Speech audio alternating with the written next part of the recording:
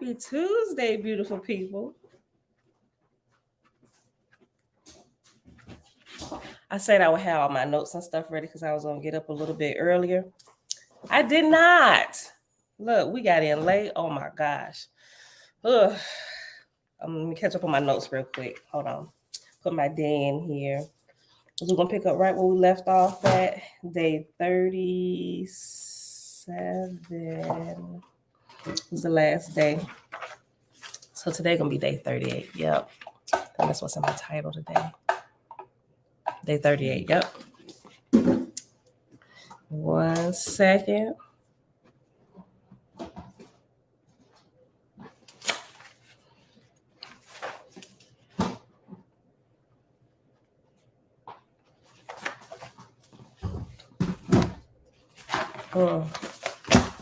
How everybody been?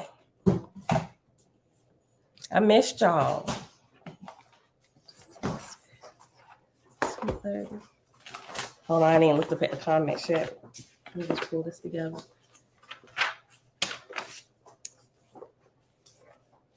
Chapter 6.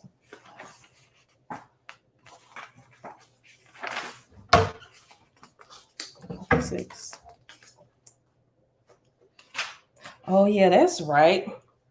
We didn't even finish the chapter. I think that was a day we had the person. That was the day that I blocked that one person. I even forget the name. I think we'll just start the chapter over, chapter 6 in the Holy Megillah. Let's see.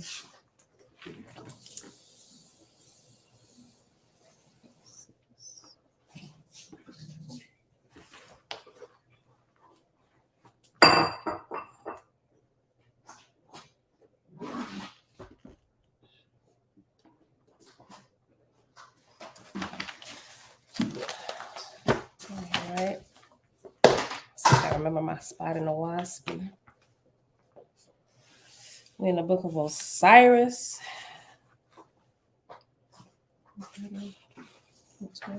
4, chapter 4, chapter 5. Oh, right. Okay.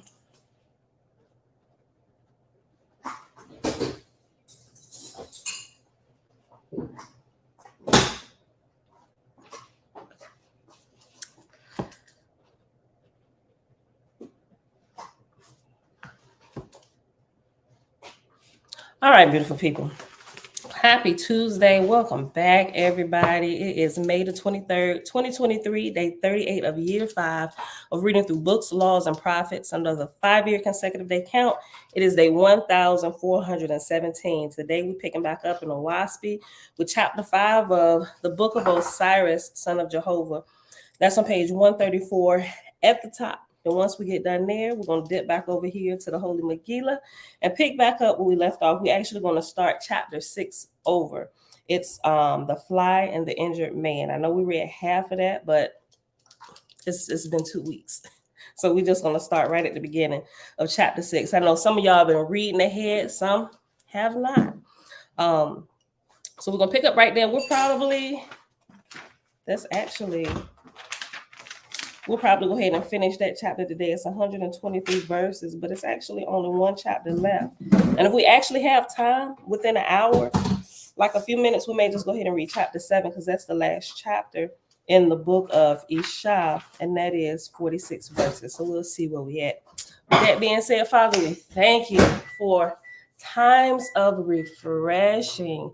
Y'all, I didn't realize how much I needed this break. Granted, the break was for I just took a hiatus. My husband's grandmother passed. She was 90 years old. She lived a good long life. Like I told y'all, she was an amazing woman. This woman knew a lot of people. So we flew home to Chicago. Well, my husband's home. He lives about 45 minutes outside of Chicago. But it was really good catching up with family. The last time we've been there has been about 2 years. You know, unfortunate the circumstances that brought us back together, but it's still always good to spend time with family, catching up, reminiscing, on her life and listening to the stories and how she interacted with people, not just people, but with different communities of people, families, different churches and a couple different states and everything, but it was amazing. So she was the Medea of my husband's family. So it was bittersweet, but it's amazing. And one thing I know for sure, our great creator knew her name, right? So that was a blessing in itself. So let me give shout outs to everybody. Let me scroll back up here to the top. I miss y'all so much. Dawn, what's good, sis? Oh my gosh, Auntie Belinda Brown. Hey girl, hey, Kings and Queens Coaching Group, shalom. I know, man. I was gonna put a reminder in here that we're gonna start back up today. Like I said, our flight landed at like 9:30. And the flight, oh my gosh. Out of all the times that I've flown, last night's landing was the roughest that I have ever been in. It's like dude just smacked the ground. I thought the wheels was gonna bust. Everybody in the plane went forward. I had to put my feet up to keep from I'm glad the seats were stationary because I had to put my feet up because of the force of everything. When it stopped and when it landed, everybody on the plane like, oh my God. And I'm like, is this how we go? And so, but I'm glad everything turned out all right. We actually had a medical emergency because of it, so we were seated on a plane for a little while till the EMTs got up there, and it was an older gentleman. Of course, the anxiety of us smacking the ground like that would cause,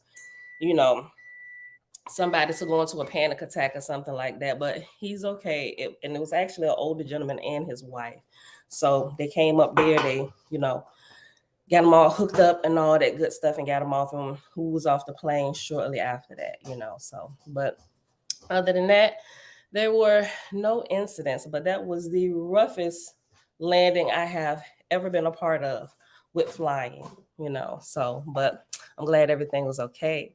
Global purpose, peace, and blessings. Mom, hey girl, hey. I know, right? We're so glad to be back. Avia, shalom, sis. Just me, thank you. Many blessings, and I pray you are refreshed. Creator bless all in the chat and in the background. Y'all see, we actually started at 6:15. Yes. Look, so we really got to stick to our hour mark today. We're not just today, like forever, because also during this this little 2-week hiatus, I was able to get Jeremiah, that's still open, some things in place, even with the kids homeschool. We got this little flow going, and I think it's been working a lot better. So I actually have to get them out of the house early in the morning, like they about to leave and go to somebody's school. That way, all the rigmarole I have to deal with them sneaking on the game and all that stuff, we had to cut all of that out. And even that part right there, that's probably been one of the most refreshing things, getting everybody on the same page and let's just keep rolling with this, because this actually works for us. So Audrey, shalom, shalom. Tabitha, hey girl, hey. Bonjour, what's going on, fam? One more day and you would have been throwing some furniture. Look, you was the first one I was thinking about. So let me hurry up and get back up in here, for he going here flipping over tables and throwing chairs and stuff. I figured you gave me a break because of the circumstances, So I realized you was keeping your cool. Elijah, peace and blessings, peace and blessings. All right, beautiful people. And everybody else here hanging out in the background in all the places that we stream. Top of the day to you. Happy Tuesday. So let's get going straight away. I don't want to waste any more time. All right, y'all. Hop on over here to the book of Osiris. Let me get one more, lift this up just a little bit higher.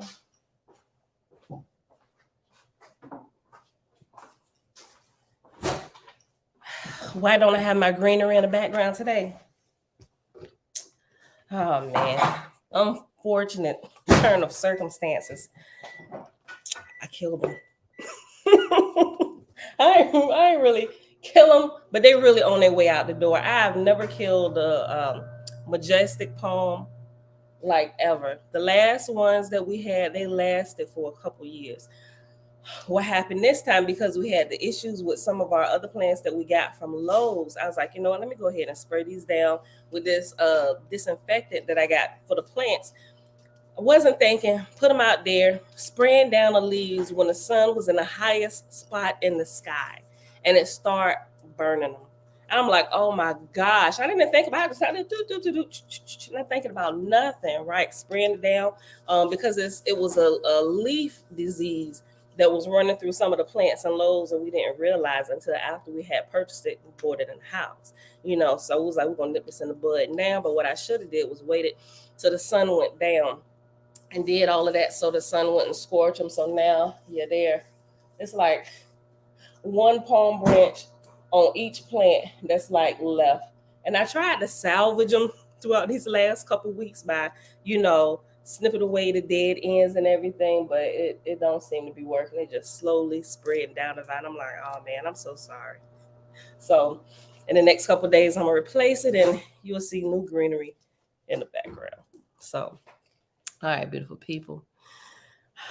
All right, y'all. Let me remove this banner.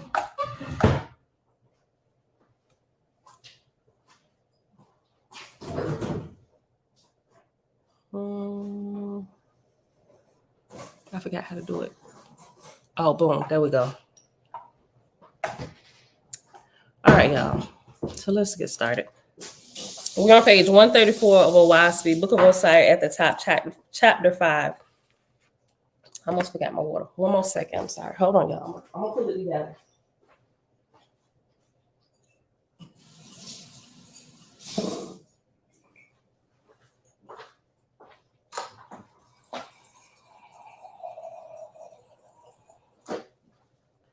All right.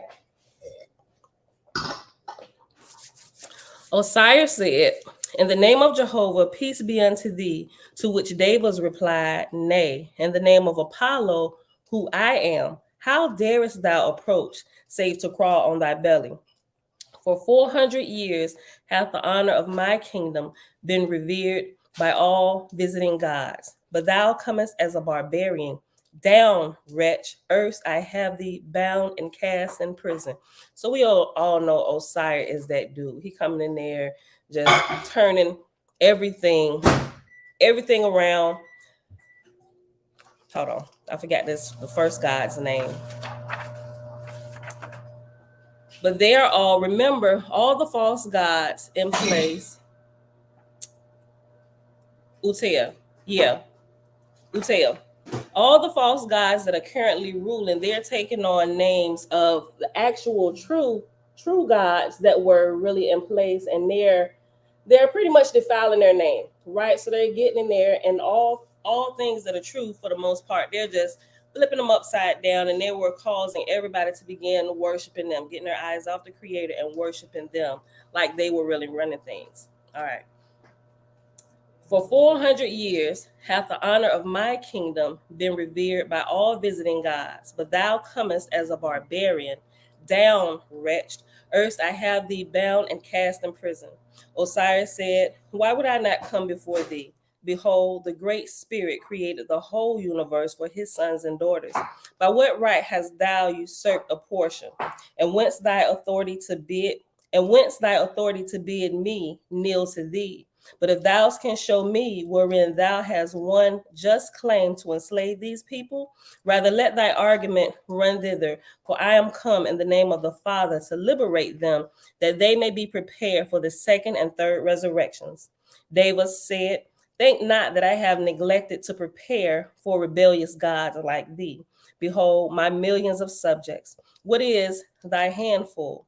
Verily, I tell thee, I have prisons large enough to hold thee and thy host. Neither flatter thyself that I am ignorant. For 200 years I wrought in the so-called resurrections.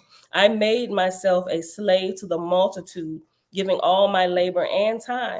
Then I beheld my folly, and so built a third resurrection myself. This is therefore my lawful kingdom. Moreover, I tell thee to thy face, thou wretch, there is no higher heaven than mine. Neither comest thou from a heaven great as mine, but having great self-conceit, thou art come for mischief. I have heard of thee in other heavens, but now thou hast put thy hand into the halter. Seize him, marshals, seize him and his host, cast them in prison. Osiris spake not, but raised his hand upward in the seventh sign, and suddenly his host cast forth sheets of light brighter than the sun. Davis stood back affrighted, and his marshals fled. Presently, Osiris, with 1,000 attendants, stepped forth in flames of light and went up into the capital and surrounded Davis, the usurper, but touched him not. And now the ship was illumined, and lo, the sentinels of Davis' council broke and fled.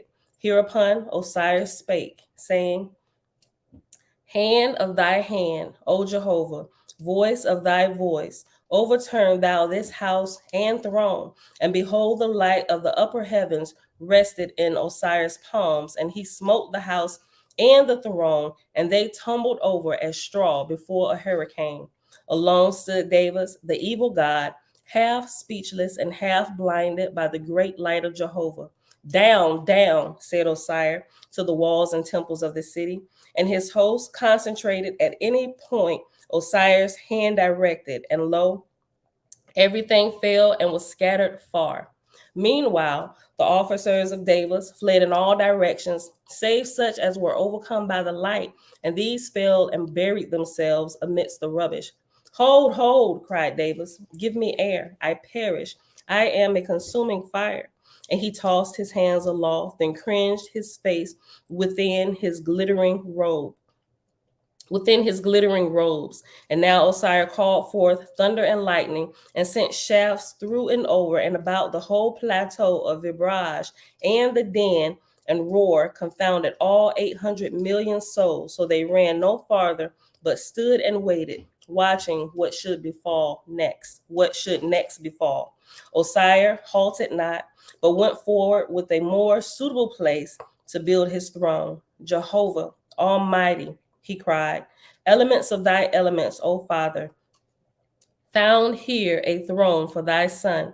And even so, for whilst his words went forth, the elements rose to do his will, and there raised a more excellent throne, strong and adamantine, on which Osiris ascended. Davis had fallen flat down, weeping and wailing, but Osiris, by a motion of the hand, called Wanked, a most enlightened archangel, with her attendants to bear him hence, the which was quickly done.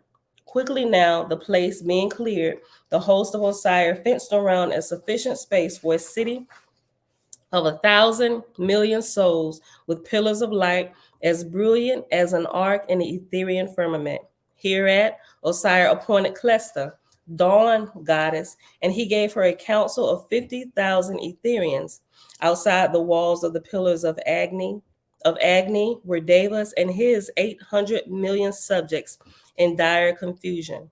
Wang Ti, the archangel, said to Davis, in thine own falsehood, thou art favored to free thyself a while to organize a new kingdom, but in holiness and return and command obedience from this smothering host. Let me read the whole sentence again.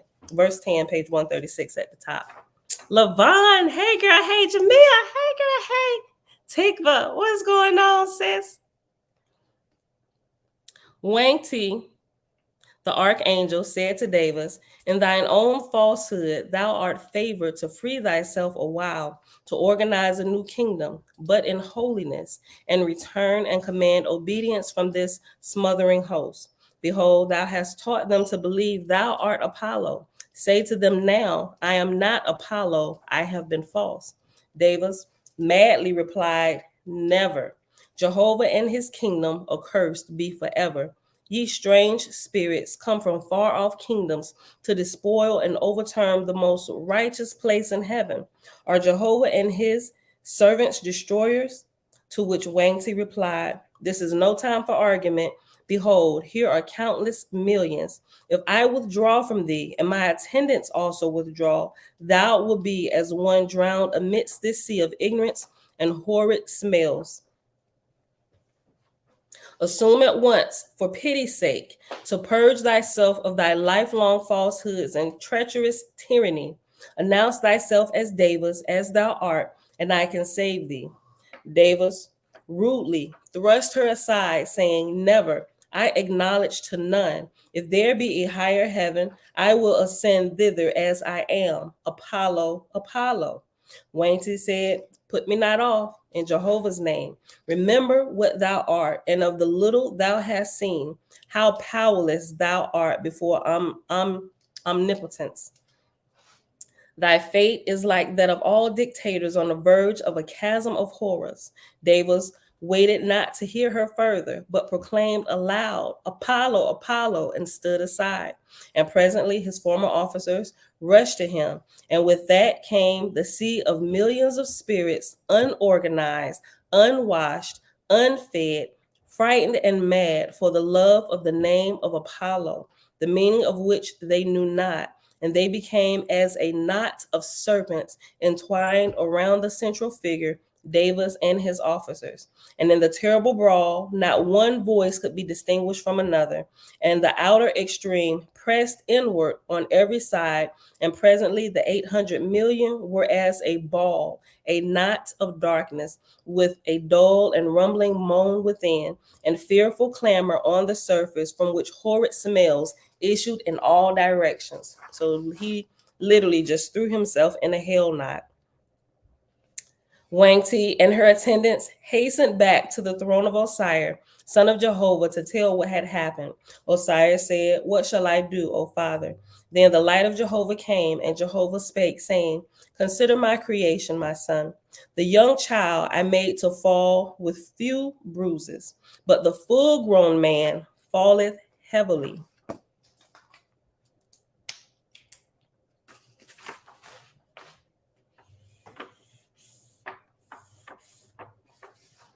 Then the light of Jehovah came, and Jehovah spake, saying, consider my creation, my son. The young child I made to fall with few bruises, but the full-grown man falleth heavily. Shall I make a separate rule to favor kings and queens on earth, and false gods in heaven? Nay, verily. Behold, I will make David an example in heaven and on earth also, because he hath spurned his own name. So will I make both angels and mortals to curse and shun the name Davis. Osiris said, proceed ye with my kingdom in the name of the Father. Let Davis rest a while as he is. At that, Osiris departed, taking the remainder of his host with him in his fire ship, and he went to a heavenly place to the westward, where was Saru, a false god, with 10 million slaves. And Osiris destroyed Saru's kingdom also. Next, he went to a heavenly place in the north, where Raka, a false god, had 70 million slaves. And Osiris destroyed his kingdom also, liberating his slaves and putting a guard over Raka.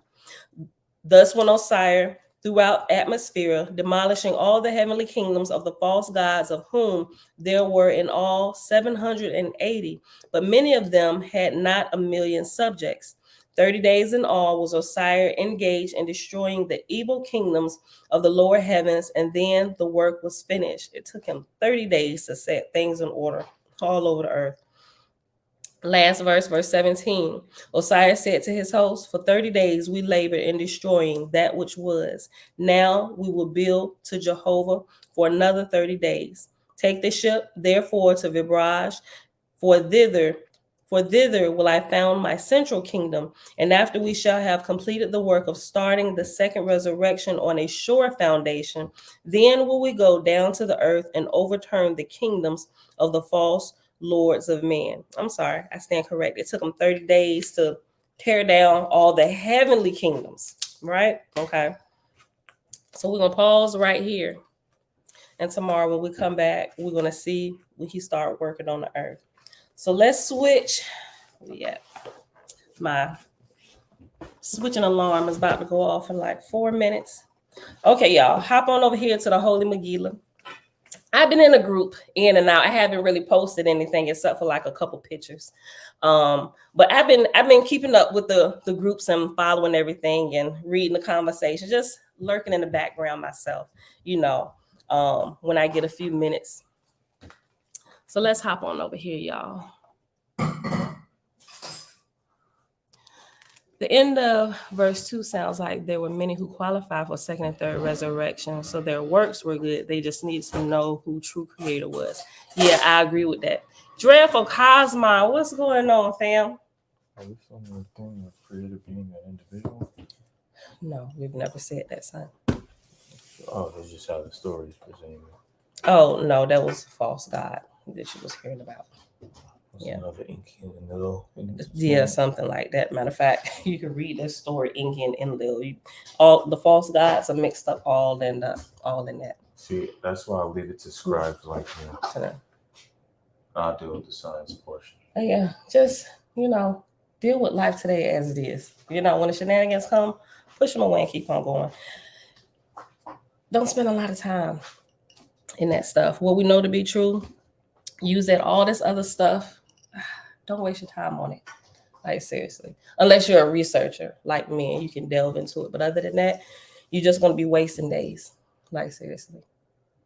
Focus on things that are true and right and build upon that. Some people get stuck here, but depending on what their mission is in life or whatever, some people have to stay here and clear up things, so which is one of my reasons for being here so long. Otherwise, I'd be chucked all of this and let's go. Let's move with life today. Right? So you hear that? Boy, get out of here. Yeah, but be careful. Boy, come on somewhere. All right, y'all. Chapter 6, page 234. We are in the book of Isha, the fly and the injured man. So remember, this is given, I don't even want to say analogies, but analogies, different stories, talking flies, frogs. First time I read through, I'm like, what? But it's giving us good, it's giving us, the stories are teaching us principles that we can take and we can apply to current day life and to our situations. Okay. The fly and the injured man. Perceiving that she had narrowly escaped with her life, Sister Fly felt very happy. She flew a distance from the home, danced in the sky, and said, "Because I was saved, I feel like saving another."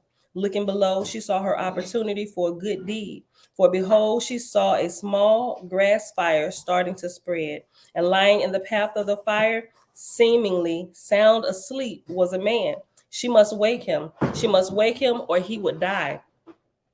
Now the fly did not know it, but the man was injured and had been knocked unconscious. And the story of the man was as follows.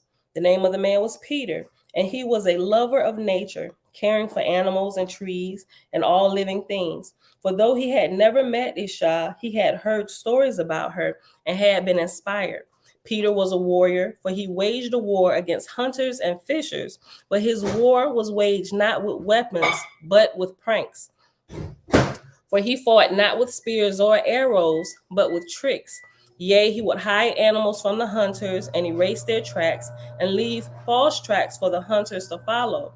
And he made sounds like animals so that the hunters followed him instead of the animals they hunted.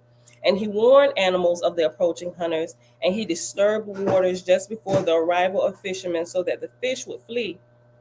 Yea, Peter waged a non-violent war, and his enemies were the hunters and fishers.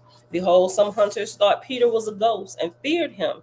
Others, having caught glimpses of him darting between trees, believed him to be half animal and half man, for he appeared to have antlers growing from his head. But in truth, Peter was just a man, and a man who loved animals and wore a hat of antlers on his head. Yea, Peter wore a hat of antlers, for he made a promise to a dying stag. And here is the story of that promise. 3 months earlier, before he had launched his war to defend animals, Peter had been walking in the forest. Hello, Jonathan. I didn't even know you was here.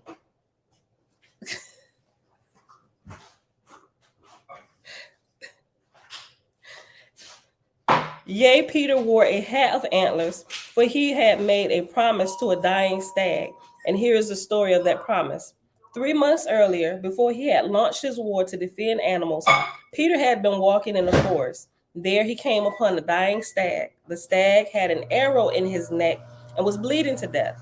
Peter, who had long been a lover of animals and an abstainer from flesh meat, remove the arrow. He began to tend to the wound. Then lo, the stag spoke to him. The stag said, "It is too late to heal me. I'm dying. I only have a few breaths left." Peter, amazed that he could understand the words of the animal, replied, "Who did this to you, and why?" The stag answered, "Hunters roam the forest. They kill animals for both food and sport. The man who shot me desires my antlers as a trophy. Even now, he is following my trail of blood and will find me. He will cut off my head and display my antlers on his wall. You are kind, but it is not too late to save. You are kind, but it is too late to save my life. For behold, I have lost too much blood." Verse 44, "But there is one thing you can do for me, if you would." Peter replied, "Tell me what I can do for you, good stag." The stag answered, "Cut off my antlers now before the hunter finds me. He will then have no desire to display my head upon his wall. Lo, I wish not to be so displayed. I want you to keep my antlers as a gift freely given. May they be a blessing to you, good man." Speaking from his heart, Peter replied, "I will do as you ask. Yes, and I will make a hat of your antlers, and I will wear them as I oppose the foul deeds of the hunters. Lo, I am only one man, wherefore I cannot protect all animals from hunters, but I will protect as many as I am able. Yea, I will wage a war against the hunters, though I will use no violence. For behold, violence only begets more violence." The stag said, "You are brave and true. I die proud that such a man will wear my antlers. May my antlers be a sign unto the animal world that you are a friend. Peace be unto you." Then the stag closed his eyes and breathed his last breath. Though his body died, his spirit ascended unto El Cush. There he was given a new body, for there are many animals in El Cush, and all are vegetarian, and none hunt or kill. Peter did as he had promised. Using his gardening tool, he cut off that stag's antlers. Yea, and he bound them to his own head, making them his helmet for the war he would wage. And then he launched his war. Lo, for 3 months he waged his war, playing tricks on hunters, protecting the animals they hunted. But then he was injured and he was knocked unconscious, and that happened as follows. Lo, it was not Peter's method to directly confront hunters, for he carried no weapons and could easily be killed. Wherefore, instead of direct confrontation, he relied on pranks. He hid animals from the hunters, erased their tracks, and made false tracks. And he made animal sounds so that the hunters followed him instead of the animals they hunted. And when the hunters slept, he snuck into their camps and broke their weapons. After 3 months of this war, Peter was famous, being hated by the hunters. Some thought him to be a ghost. Others, catching a glimpse of him darting between trees, thought him half man, half animal because of the antlers bound to his head. But one day, Peter had no choice but to directly confront a group of hunters, and they attacked him and knocked him unconscious. And that occurred in the following manner. Hiding behind bushes, Peter spied a group of hunters. One of them was about to slit the throat of a young lamb.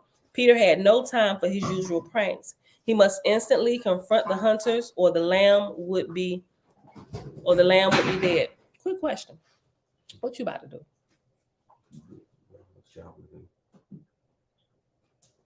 Your dad know? Okay, he agreed to it? Okay. Your school. I do it up there. So I can look it up. Did you do it yesterday? Okay. You was not lying about her being on the like right on ice. All right, hold on. Sit down. Hmm. You gonna be on him like Should I not be? Okay.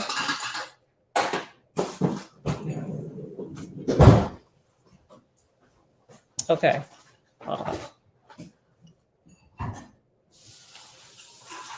All right, verse 81. But one day Peter had no choice but to directly confront a group of hunters, and they attacked him and knocked him unconscious. And that occurred in the following manner. Hiding behind bushes, Peter spied a group of hunters. One of them was about to slit the throat of a young lamb.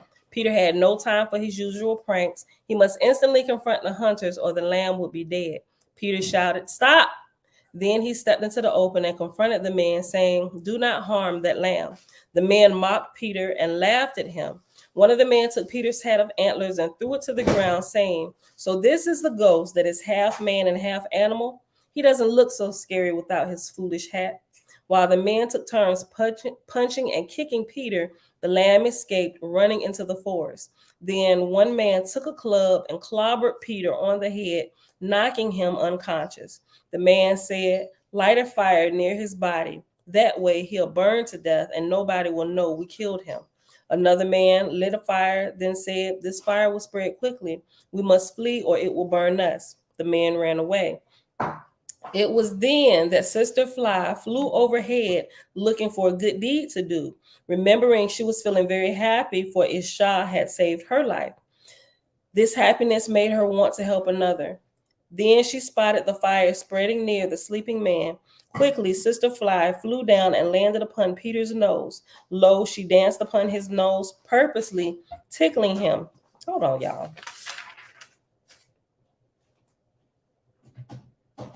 Okay. Quickly, Sister Fly flew down and landed upon Peter's nose. Lo, she danced upon his nose, purposely tickling him. Peter awoke and Sister Fly flew away. Peter never knew of her good deed. Peter, now awake, noticed the fire. This fire must be extinguished before it spreads, he said to himself.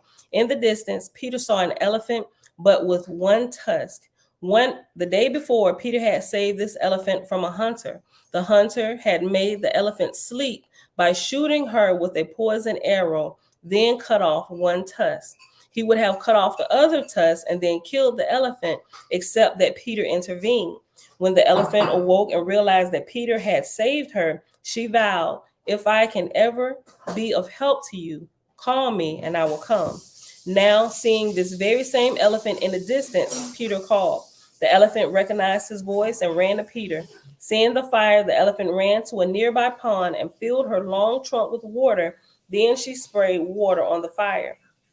She then called several nearby elephants to come and do likewise. Lo, the elephants came in help, and the fire was soon extinguished. It might seem that the life of a fly is of little value, yet the saving of the life of a fly by Isha led to the saving of the life of Peter by the fly. And then Peter went on to save the lives of countless animals. Such is the way. And remember, the way is the Nazarene way of life, right? No harm to anybody, abstaining from flesh and blood, doing good deeds. Chapter, what we got? Yeah, we got time. Chapter 7. We're gonna go ahead and finish this up. Page 237 in the Holy Megillah. Isha and Peter is the title. Nazarene sing shalom, shalom. Johnny James, man, I ain't seen you in a minute. How you been, bro? Now, I'll be listening, hanging out in the background, right? You got to be safe on the road, got to hit the road on my way to get my transmission on my Otavan repaired. Be safe, fam. All right, chapter 7, Isha and Peter, page 237. Having smelled the fire, Isha left the home of her host and resumed her walk. By the time she reached Peter, the elephants had extinguished the fire. Isha picked up Peter's hat of antlers and placed it upon his head. Lo, the lady of the green robe knew of this man with antlers, though she had never met him. For behold, her animal friends had spoken of his good deeds. And when the man of antlers beheld the lady of the green robe, he knew her, though they had never met. For he had heard many tales of the lady of the forest, she who loved all creatures as her own. For behold, all right, son, drive safe. For behold, it was from hearing stories of her exploits that Peter had first conceived the notion of a ministry on behalf of animals. Isha said to Peter, "My animal friends love you. Yea, they sing of you." Peter replied, "It is your example I follow. For behold, hearing your deeds inspired me to minister unto the animals. I knew not what form that ministry would take until I met a dying stag. But already I was called to such a ministry, for I heard tales of your love for all creatures and desired to follow your way. And I have desired to meet you and your holy husband, the great Nazarene teacher, Abdiel. Lo, I have heard of the wisdom of the Nazarenes, but I have never met a Nazarene until now. Please take me to your village and train me to be a priest. Yea, train me in the healing arts, so that I may better heal the wounds of the animals hunted by man. Then let me return to the forest to defend animals from hunters, for behold, that is my calling." Isha said, "Lo, I agree to all that you ask, and more, you will be my general. Yea, you will lead my army. And that army is all those who would defend nature from the hands of the spoilers. Without violence, you will wage war in the name of the Lord and Lady. You will defend the defenseless. You will give refuge to the hunted, and you will perplex the hunter. For behold, Isha loves the hunter, but hates his deeds. Lo, your name is Peter, which means firstborn, and that is fitting, for you are the first soldier born to my army. And your title shall be Pen, P-E-N, which means cornerstone and leader. For you are the cornerstone of my temple and the leader of my army. So you shall be called Peter Hapen. And after Peter Hapen is reference number 1. And down at the bottom it says, the Hebrew word Peter means firstborn or first offspring. The Hebrew word pen, P-E-N, means cornerstone, as in crucial element, and by extension, leader. It is likely that this pen is the historic origin of the later Pan, P-A-N, legends. Remember Peter Pan? It is also possible that this Peter Pan is the origin of the Peter Pan stories, though that is less obvious. We'll go back up, verse 33, I'll read again. So you shall be called Peter Hapen, and the name Peter Pan will be revered by all animals and cursed by hunters. Yet the great Pan will be given immortality, that he may live in the forest of this world forever, until the last coming of the Lord and Lady, and the end of this world. But be warned, you are but one man, and in this fallen world, few will join your fight, and many will join the army of hunters, for such is the way of a fallen world. But do not give up or become disheartened, for behold, every animal you save is cause for celebration in heaven. And in the end, we will be victorious. For such is the way of the Lord and Lady. With Peter, the pen, at her side, Isha continued to walk. Yea, she led Peter up the path to the Mount of Peace, to the Nazarene village. There, Peter met holy Abdiel and the other Nazarenes. Then Isha continued her walk, beginning again the descent into Cush to minister unto all creatures, for that is her way. And that is the end of our reading for today. And it's 7 o'clock. We got 15 minutes to spare, but we're just gonna go ahead and get out of here because I got to get the mini merce up and about. Animalistic nature, shalom, shalom. So it was good being back here with y'all today after the 2-week sabbatical. Speaking of sabbatical, the Sabbaths have changed. Have y'all been keeping up? New moon was spotted Saturday. So Saturdays, we will take our break. And we're going to be kind of lining up with most of the world now, right? Because a lot of them are still observing Sabbath on Friday or Saturday or Friday night going into Sunday. But we do the rotating Sabbath based on the alignment in the sky, right? It's easier to follow the Creator's clock that way. So with that being said, beautiful people, it is Tuesday, May the 23rd, day 38 of year 5. We're reading through books, laws, and prophets. And of the 5-year consecutive day count, it is day 1417. Today we read chapter 5 in Owaspi, Book of Osiris, which started on page 134. And then when we got done with that, we hopped back over here to the Secret Nazarite Scroll, better known as the Holy Megillah. And we read chapter 6 and chapter 7 in the book of Ishar, which is the last 2 chapters of that book. And tomorrow we start the precepts of Zahyen, book 1, the gate of Zahyen, right? And the first step toward the gate is the study of the Holy Megillah. This is really good. We'll probably just be able to read that tomorrow, unless I get through it fast and we get to this next book, the first scroll of Gilgalah. But with that being said, beautiful people, Father, we thank you for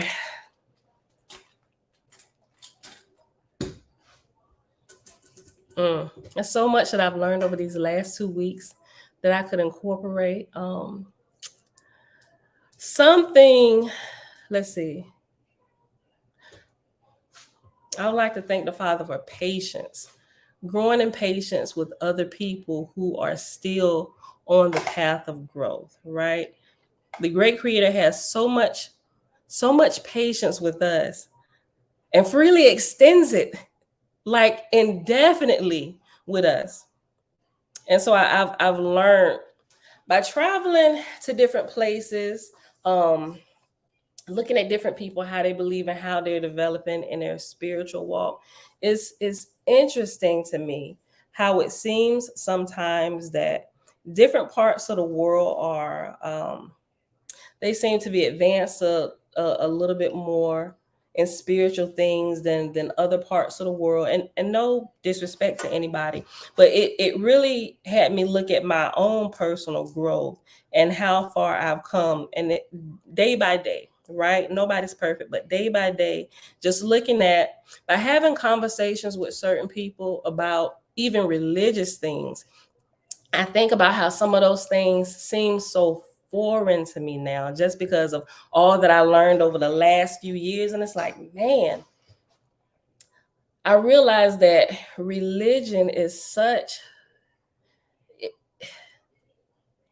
it bounds people so much that it's almost impossible for them to see anything else, and everything else seems like, I don't know. I don't even know the words to describe it. I was just thankful that I'm like, man, I'm so glad I'm not where I used to be, but also thanking the creator for that. It also, my compassion for other people who are still bound by some of those things, it just like really increased. And sometimes, like you can tell if you watch me over the last few years, when I relate to people, I ain't gonna say I used to be harsh towards them, but it's like, man, that used to be me. I'm glad I ran into a few compassionate people, So, and I think my compassion grows for people day by day. The more that I understand the love of our great creator, the more patience I'm willing to extend to people, even people that completely believe something different, even if they don't even know the difference between the gods and the lords and everything. Because like I said, when I encounter people like that and have conversations, I realize that used to be me. Some people are more extreme than what I used to be, but it's like, man, it's like the more, and especially some of the ones that really, they like come down on, how some Christians are like, well, God bless you. And even the ones like that, it's like my compassion like explodes for them, because they are so on fire for the lies that they believe, that it's a wonder to behold to me now. And it's amazing to me. I'm like, wow. And so you really have to learn how to,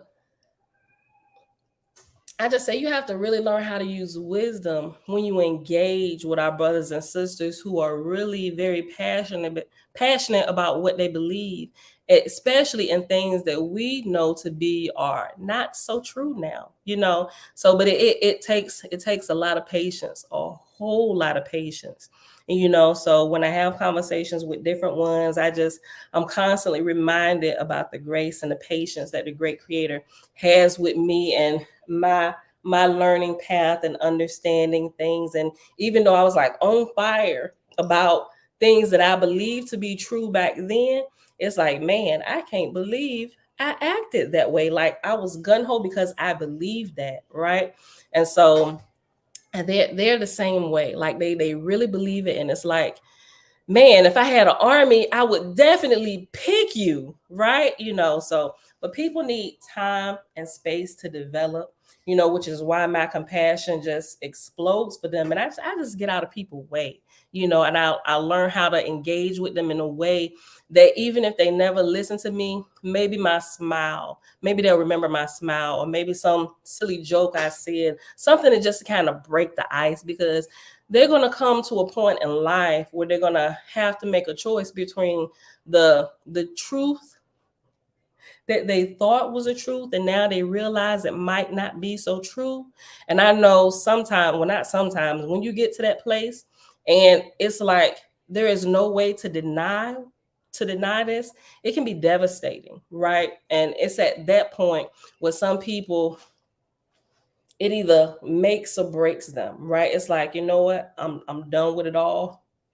I'm God. Like they go off, and in a way they're right? Because we will be that in many, many days to come, but it's a process that has to be developed. But they with their their anger cuts them off from further developing and healing those things and being able to clean out their heart and their beliefs. That anger just kind of stunts them, and they just like go in the opposite direction of growth. So for those of us that are awakening day by day, our compassion with those who are on the path of growth but may not understand as much as we understand, they may be moving slower than what we may be moving, it's incumbent upon us to really show the love of Creator, right? Don't treat them like they're strangers, but y'all get what I'm saying, right? Because you got some people you got to deal with from a distance for a period of time. But when it comes to religious things and spiritual life, you really have to use wisdom. And the more you grow and understand, the more patience and compassion should be developing. It's like parents and children, right? They're like full of shenanigans sometime even after they turn 18 and in young adult life, right? But the parents should be able to see that ahead of time and be able to use wisdom to help the child grow. It's the same thing with dealing with our brothers and sisters. Even when we pass from here and we come back to help, and we take these different rankings in heaven, call angels, messengers, whatever people are going to call us in those days, it's the same thing. Parenting, helping our brothers and sisters grow. Even though we're mom and dad to our children, we're still brothers and sisters in the eyes of the Creator. So, but it's interesting. These 2 weeks, I was refreshed. I got to just look at some things, and I'm like, there's definitely some more adjustments. So with that being said, beautiful people, we still got a few minutes left, but we keeping it within an hour, and I'm not gonna go over our time anymore. So with that being said, I love y'all. Unless it's the weekend. It's the weekend, y'all. Weekend is still no holds bar when we here. If it ain't the Sabbath, then we here. Weekend, we ain't put no time limit on the weekend. Everybody can just go when they ready to go. All right, beautiful people. So with that being said, Tabitha said, have you noticed, family, Christians are more aggressive than other religious sects? I say the Christians and Muslims. Well, yeah. Believe it or not, I actually think Muslims are more peaceful than Christians. I really do. My interaction with a lot of different ones, that may not be true in your experience, but in my experience, most Muslims that I've come in contact with, they're a lot. How can I say it? They're a little more gentle than a lot of Christians that I know. So, you're right about that, Tabitha. All right, y'all. That's it for today. With that being said, I love y'all. We'll be back here tomorrow morning, bright and early, 6:15 a.m. Eastern Standard Time. Bruce. But I see through you.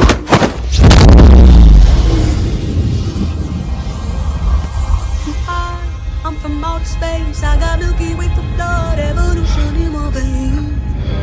I'm gone, I've been far away, I'm illuminated now, making What did you just do to me? I pushed your astral form out of your physical form. What's in that tea? Psilocybin? LSD? It's just tea. With a little honey. What just happened? For a moment, you entered the astral dimension. What? A place where the soul exists apart from the body. Why are you doing this to me? To show you just how much you don't know. Open your eye. Been dreaming about flying for a long time. I had a vision from the birds, they want a coastline. What's happening? This isn't real, this isn't real, this isn't real, this is...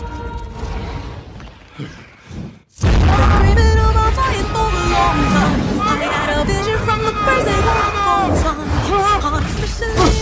His heart rate is getting dangerously high.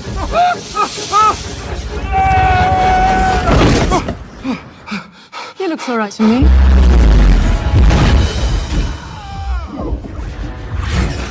You think that this material universe is all there is? I don't need gravity, I need What mysteries lie beyond the reach of your senses?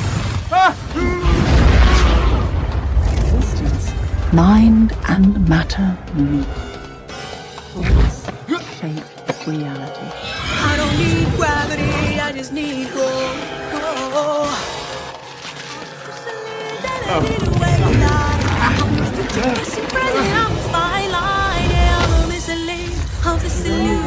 I am not really here, I'm an intrusion. I don't swim or sink, I just float. Some benevolent and life-giving, filled with malice and hunger. Dark places where powers older than time and waiting.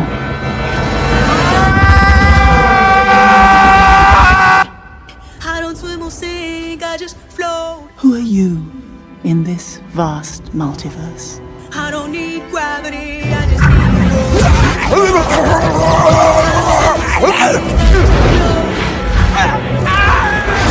I don't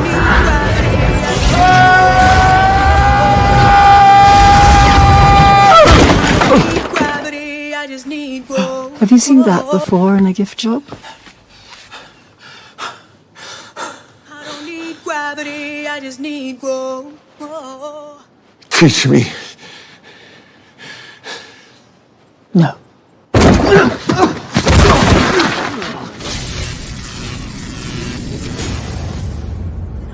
It's an earthquake rumble. I won't ever ever fall, never stumble. And I don't need to be humble. Break down walls like Jericho crumble.